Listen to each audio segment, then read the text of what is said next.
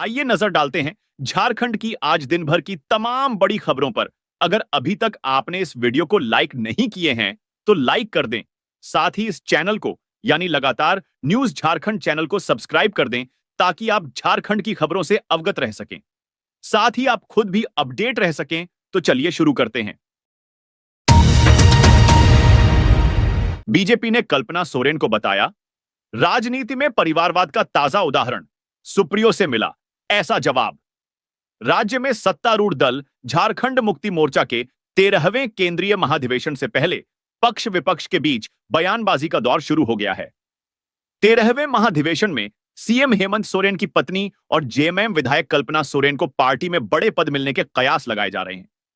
इन कयासों पर बीजेपी के प्रदेश महामंत्री और राज्यसभा सांसद प्रदीप वर्मा ने जब राजनीति में परिवारवाद का उदाहरण बताया है, उन्होंने कहा कि राजनीति से दूर दूर तक नाता नहीं रखने वाली स्कूल और शिक्षा कार्यक्रम में लगी कल्पना सोरेन का राजनीति में आना और बड़ा पद पा जाना ही परिवारवाद है।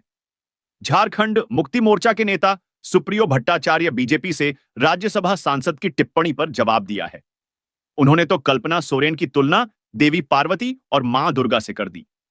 उन्होंने कहा कि शिवजी की पत्नी के रूप में पार्वती जी घर में ही रहती थीं, लेकिन जब दानवों का आतंक बढ़ा तो सभी देवताओं ने उन्हें अपने अस्त्र शस्त्र दिए और फिर वह घर से बाहर आकर दुर्गा के रूप में दानवों का संहार किया। आज बीजेपी रूपी राजनीतिक दानव का संहार करने के लिए कल्पना सोरेन राजनीति में आई है। उन्होंने कहा कि हर महिला शक्ति स्वरूपा होती है, बीजेपी को धार्मिक ज्ञान बढ़ाने की जरूरत है। हर राजनीतिक दल में कई नेताओं की अगली पीढ़ी पॉलिटिक्स में है। बीजेपी में भी ऐसे कई नेता हैं जिनके बाल बच्चे आज विधायक, एमपी और मंत्री हैं।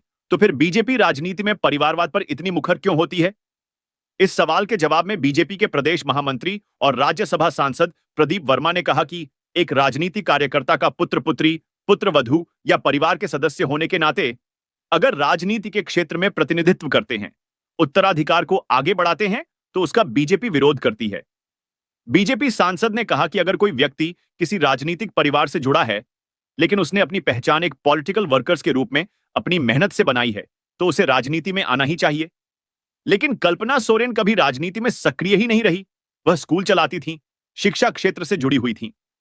बीजेपी सांसद ने इस मामले पर आगे कहा कि एक पद पर आकर मेहनत करना और मेहनत करते करते उस पद के लायक बनना, ये दो अलग अलग बातें हैं।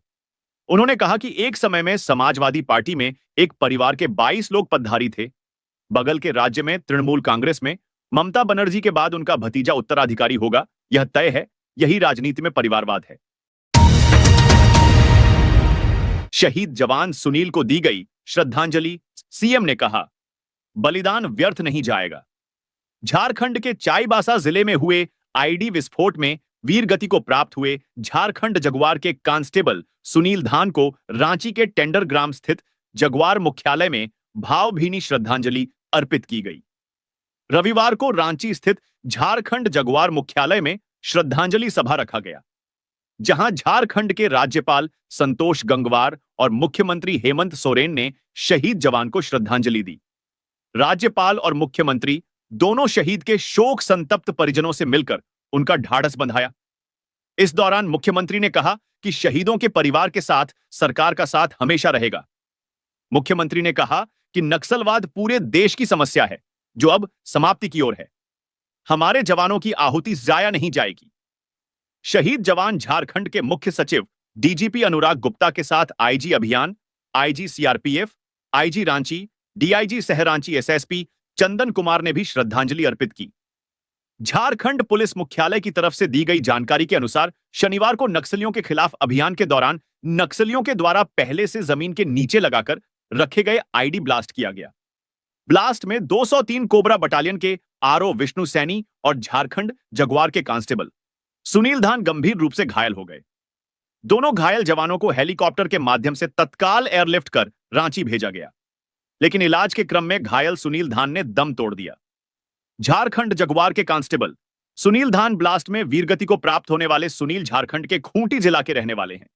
शहीद जवान का अंतिम संस्कार खूंटी में ही किया जाएगा। चाईबासा में 1 महीने के भीतर नक्सलियों के आईडी ब्लास्ट में 2 जवान शहीद हो चुके हैं। 22 मार्च 2025 को चाईबासा में ही नक्सलियों से लोहा लेते हुए सीआरपीएफ के सब इंस्पेक्टर सुनील मंडल वीरगति को प्राप्त हुए थे। सीआरपीएफ 193 बटालियन के sub inspector G D Sunil Kumar Mandal अपनी टीम के साथ नक्सलियों के खिलाफ अभियान में निकले हुए थे। इसी दौरान चाईबासा के छोटा नागरा थाना क्षेत्र के जंगली क्षेत्र में नक्सलियों के द्वारा पूर्व में लगाए गए आईडी विस्फोट किया गया, जिसकी चपेट में आने से सब इंस्पेक्टर सुनील कुमार मंडल और सीआरपीएफ जवान जीडी पाठ घायल हो गए थे। ब्लास्ट की जानकारी मिलने के बाद आनन फानन में दोनों घायलों को एयरलिफ्ट कर रांची लाया गया, लेकिन डॉक्टरों ने सब इंस्पेक्टर सुनील कुमार मंडल को मृत घोषित कर दिया था। एनआईए कोर्ट को मिला गुमनाम धमकी भरा पत्र, 1 महीने के अंदर जेल ब्रेक की चेतावनी। रांची के एनआईए कोर्ट में एक धमकी भरा पत्र मिलने से खलबली मच गई है। पत्र में एनआईए के जज को धमकी तो दी ही गई है, साथ ही साथ जेल ब्रेक करने की भी चेतावनी दी गई है। मामले को लेकर रांची के कोतवाली थाने में एफआईआर भी दर्ज की गई है। रांची के एनआईए कोर्ट में एक धमकी भरा पत्र पहुंचा है। पत्र में एनआईए जज पर 1 महीने के भीतर हमला और जेल ब्रेक करने की धमकी दी गई है।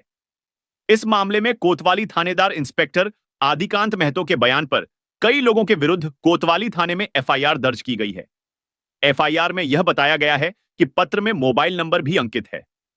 कोतवाली थाना प्रभारी के द्वारा दिए गए आवेदन में बताया गया है कि शुक्रवार को एनआईए कोर्ट कार्यालय में स्पीड पोस्ट के जरिए गुमनाम एक पत्र पहुंचा है। पत्र 2 लिफाफे के भीतर है। दोनों लिफाफे में भेजने वाले के अलग अलग नाम हैं। पत्र में कहा गया है कि एनआईए जज पर 1 महीने के भीतर हमला हो सकता है। इसके अलावा धमकी भरा पत्र में यह भी कहा गया है कि जेल ब्रेक हो सकता है। इसके लिए शूटरों को पैसे भी दिए गए हैं। पत्र में यह भी लिखा गया है कि भाकपा माओवादी शीला मरांडी और प्रशांत बोस दोनों को जेल से बाहर निकालने के लिए जेल ब्रेक किया जाएगा। इसकी प्लानिंग की जा रही है। पत्र के जरिए जेल ब्रेक और जज को धमकी दिए जाने के बाद रांची पुलिस एक्टिव हो गई है। कोतवाली थाना में एफआईआर दर्ज करने के बाद मामले की जांच शुरू कर दी गई है। भ्रूण परीक्षण के खिलाफ बड़ी कार्रवाई, ऑपरेशन डिकॉय के तहत अल्ट्रासाउंड सेंटर संचालक गिरफ्तार। कोडरमा जिला प्रशासन और स्वास्थ्य विभाग की ओर से भ्रूण जांच को लेकर बड़ी कार्रवाई की गई है। टीम ने डिकॉय ऑपरेशन के तहत अवैध रूप से भ्रूण जांच करते हुए एक युवक को रंगे हाथ गिरफ्तार किया है। दरअसल कोडरमा जिला प्रशासन को सूचना मिल रही थी कि जिले की गर्भवती महिलाओं का बिहार के सिरदला में अवैध रूप से भ्रूण जांच किया जा रहा है, जिसके बाद ऑपरेशन डिकॉय के तहत कोडरमा स्वास्थ्य विभाग की ओर से एक गर्भवती महिला को भ्रूण जांच के लिए एक निजी क्लिनिक भेजा गया। यहां का सेंटर संचालक मोटी रकम लेकर भ्रूण जांच के लिए तैयार हुआ, जिसके बाद टीम ने भ्रूण जांच के दौरान संचालक को रंगे हाथ धर दबोच लिया और उसे नवादा पुलिस को सौंप दिया। नवादा जिले के सिरदला में अल्ट्रासाउंड सेंटर में अवैध रूप से भ्रूण जांच का खेल चल रहा था। बता दें कि कोडरमा में भ्रूण जांच को लेकर चलाए जा रहे ऑपरेशन डिकॉय के तहत अब तक की तीसरी गिरफ्तारी है। गौरतलब है कि कोडरमा में घटते लिंगानुपात को लेकर कई तरह की बातें सामने आ रही थीं। पहले पोर्टेबल अल्ट्रासाउंड मशीन के जरिए कोडरमा के ग्रामीण इलाकों के अलावा बरही और चौपारण में भ्रूण जांच किया जाता था, जिसे रोकने के लिए ऑपरेशन डिकॉय चलाया गया। विदेश दौरे से पहले 17 अप्रैल को सभी विभागों के रिपोर्ट कार्ड देखेंगे। हेमंत, हाई लेवल मीटिंग में खुलेगा हाल। मुख्यमंत्री हेमंत सोरेन राज्य के विकास कार्यों को लेकर पूरी तरह गंभीर हैं। निवेशकों को आकर्षित करने के उद्देश्य से उनका स्वीडन और स्पेन द्वारा प्रस्तावित है। इस दौरे से पहले वे राज्य सरकार के विभागों के कार्यों की गहन समीक्षा करेंगे।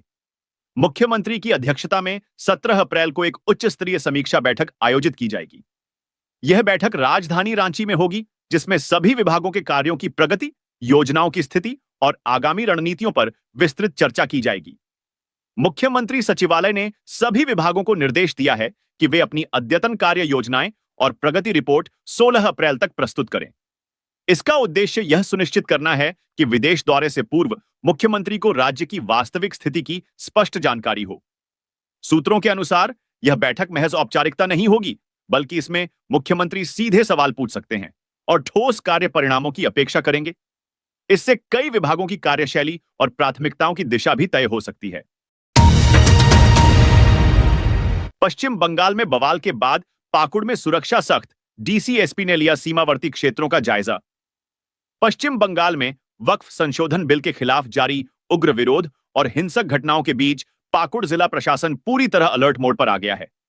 पाकुड़ की पश्चिम बंगाल से सटी सीमा पर चौकसी बढ़ा दी गई है। प्रशासन द्वारा विशेष गश्त और अतिरिक्त पुलिस बल की तैनाती की गई है। शुक्रवार देर रात उपायुक्त मनीष कुमार और पुलिस अधीक्षक प्रभात कुमार ने सीमावर्ती क्षेत्रों का निरीक्षण किया। उन्होंने वीरभूम और मुर्शिदाबाद जिलों से सटे इलाकों में सुरक्षा तैयारियों की स्थिति का जायजा लिया। इन संवेदनशील क्षेत्रों में प्रशासनिक निगरानी तेज कर दी गई है। प्रशासन द्वारा चांदपुर, गोपीनाथपुर, गगन पहाड़ी, मणिकापाड़ा सहित महेशपुर और पाकुड़िया प्रखंड में भी अतिरिक्त बल तैनात किए गए हैं। इन सभी स्थानों पर आने जाने वाले लोगों पर नजर रखने के लिए पुलिस लगातार गश्त कर रही है। प्रशासन ने स्थानीय निवासियों से भी शांति बनाए रखने की अपील की है। सीमावर्ती गांवों में संवेदनशीलता और अफवाहों से बचने को लेकर विशेष सतर्कता बरती जा रही है। अधिकारियों का कहना है कि स्थिति अभी नियंत्रण में है, पर आवश्यकता पड़ने पर और कड़े कदम उठाए जा सकते हैं। हेमंत सोरेन सरकार में सीओ से सीएमओ तक खा रहे मेवा, बोले रघुवर दास। पूर्व मुख्यमंत्री व ओडिशा के निवर्तमान राज्यपाल रघुवर दास शनिवार को टाटीसिलवे के मिश्रा टोली में खिजरी विधानसभा क्षेत्र के सक्रिय कार्यकर्ता सम्मेलन में शामिल हुए। इस अवसर पर उन्होंने वर्ष 2029 के आम चुनाव तथा राज्य में भी एनडीए की सरकार बनाने के लिए अभी से काम करना शुरू करने का आह्वान किया।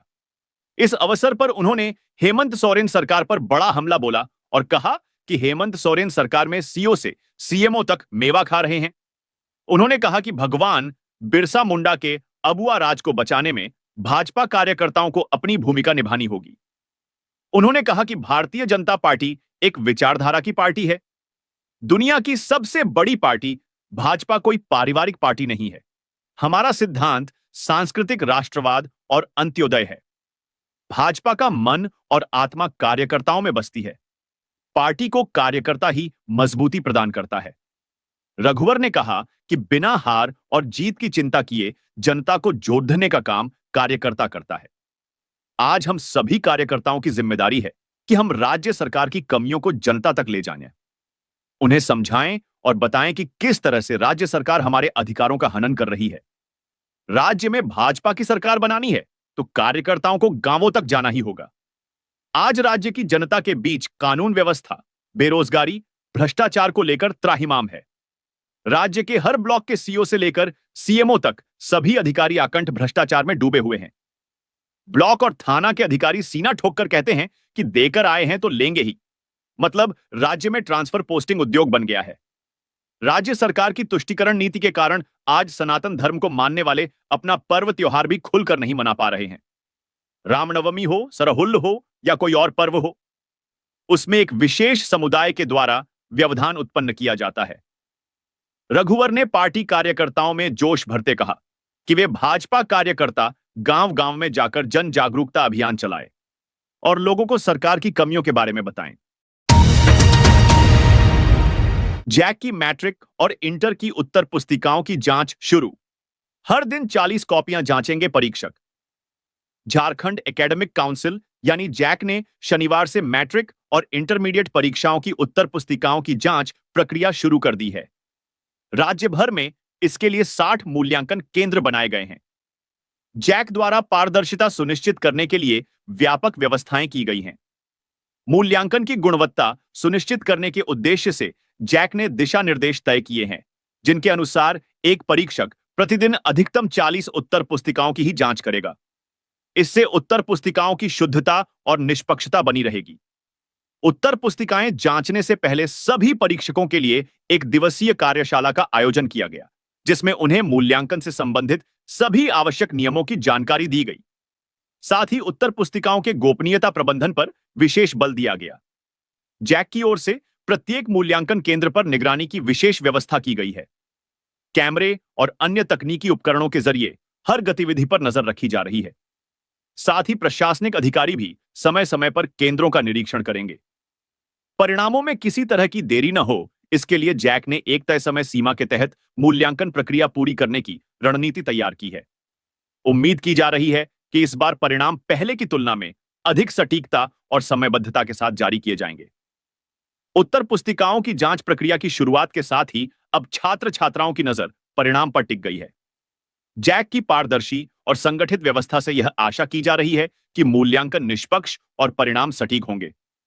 तो ये थी आज की कुछ मुख्य बड़ी खबरें। जुड़े रहे इस चैनल के साथ। ऐसे ही आपको इस चैनल के माध्यम से झारखंड की तमाम छोटी बड़ी खबरों का अपडेट मिलता रहेगा। मिलते हैं फिर से अगले वीडियो में। तब तक हमें इजाजत दीजिए। जोहार।